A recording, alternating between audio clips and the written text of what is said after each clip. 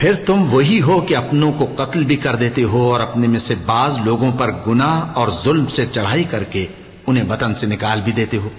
اور اگر وہ تمہارے پاس قید ہو کر آئیں تو بدلہ دے کر ان کو چھڑا بھی لیتے ہو، حالانکہ ان کا نکال دینا ہی تم پر حرام تھا۔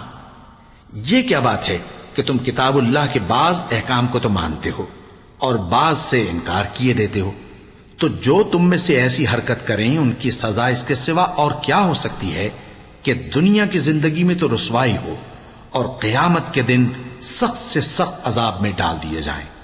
اور جو کام تم کرتے ہو اللہ ان سے غافل نہیں۔ یہ وہ لوگ ہیں جنہوں نے آخرت کے بدلے دنیا کی زندگی خریدی، سو نہ تو ان سے عذاب ہی ہلکا کیا جائے گا اور نہ ان کو اور طرح کی مدد ملے گی۔